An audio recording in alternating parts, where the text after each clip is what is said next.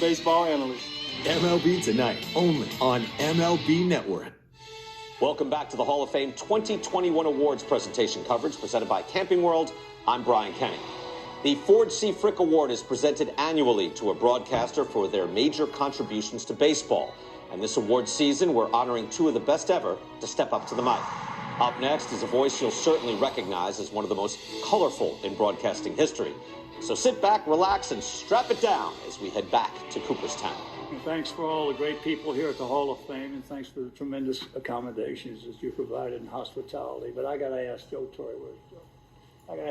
a question. How in the world did you ever leave the National League when you ran like Gus Triandos? Joe was not fleet of foot.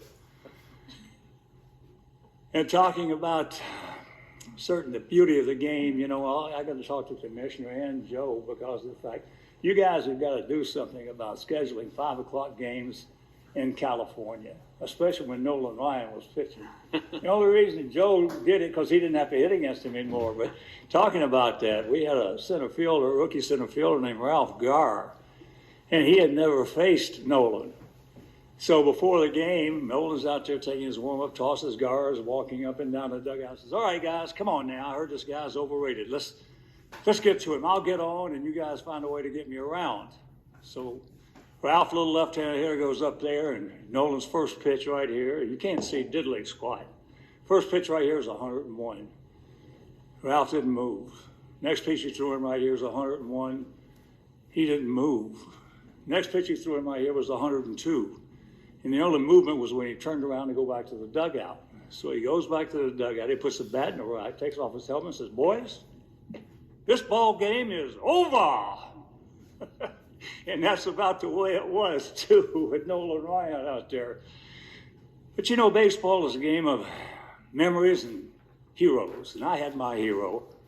His name was Mickey Mantle. When I was a kid, the Yankees came to Savannah to play an exhibition game against Cincinnati, and I taught my mom and to let me skip school as she did. So the Yankees, after the game, came out, and they still were in uniform because they were going to the buses to go back to the train to go north. And I walked up to Mickey, and I said, Mickey, can you sign my autograph, please?" So he didn't say anything. He just looked at me and kept walking. Mickey, can you sign my autograph, please?" He goes, "Beat it, kid." Broke my heart. So then when I got to the big leagues, boy, I wore his ass out. I'll tell you, I'll never let him forget that. And we became very good friends. But the beauty of the game is the game itself. The game itself. This is the most beautiful game we have ever seen. A couple of reasons are, one of them is it's not played against the clock. Next reason is when you're on offense, the other team controls the ball. But it's the stories that go along with it. I don't know if it was Scott Markin or Darryl Van Schouwen, but somebody wrote that Vin Scully was a play-by-play guy who told stories. And he wrote that Hawk Harrelson was a storyteller who did play-by-play. But in my 42 years of broadcasting, I had 14 different partners, with the first one being Don Drysdale, who I thought was the greatest baseball announcer that I have ever heard. He could articulate the game, pitching, hitting. He was a good hitter. Defense and positioning. And you know, positioning so much is a big part of baseball, especially in today's game, because of the fact that, you know, if you've watched a lot of my telecasts, my two rules in baseball are two things. First of all is you got to catch the ball. You can't give the other team 30 outs when you're getting 27 because you're going to get beat. And the second rule is don't mess with Joe West. Don't mess with Joe. But the guy I learned a lot from, too, was Bob Uecker. And, you know, doing a 1-0, 2-1, 3-2 game is an easy broadcast, as Al will tell you. What's the tough broadcast is when it's 9-0 in the 5th, 13-2 in the 7th. And that's when the stories come in. So Drysdale and I go over to Milwaukee to do a game, and the visiting club television booth was so small you couldn't have a camera in there. So we had to walk down on the writer's level there. And they set up the camera right underneath Uecker's booth. He was only like 6 or 7 feet away. So Jim Angio, our fabulous director, producer at the time, says, "All right, guys, we're running short on time. Let's get this thing done. Don, take 1, 3, 2, 1. Drysdale goes, We are coming to you today from County Stadium in Milwaukee, where, and we heard us, so he glanced up at Euchre and he's going like this.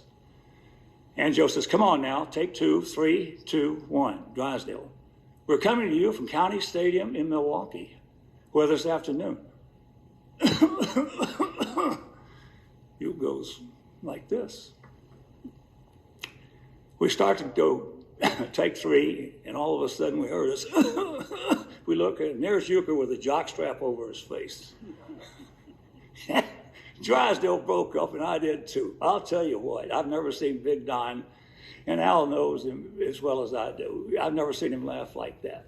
And then we start to do take 4, and Euchre says, hey, don't worry, guys, I haven't used this one that much. But I want to tell you about my heroes. And there's one sitting right there, my beautiful wife, Eris. Honey, would you stand up a second?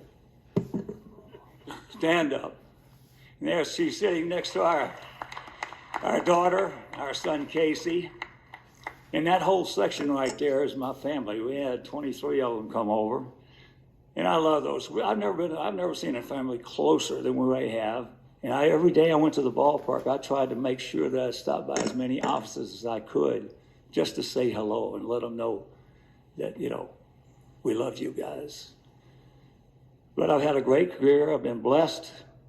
I was a great athlete, and I had some great help in the booth. And I'm going to end this right now so we can keep on with the program. This is my favorite toast. I gave this at Arnold Palmer's 80th birthday, and after it was over, he hugged me and he said, thank you, Hawk. And you know what a toast is? When you take a man's money, you take a man's money.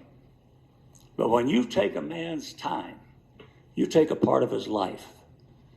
And I want to thank you all for all the parts of 8 decades of your time. Thank you very much.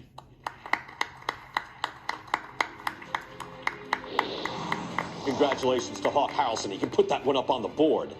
Up next, it's another broadcasting legend whose calls you'll have to hear to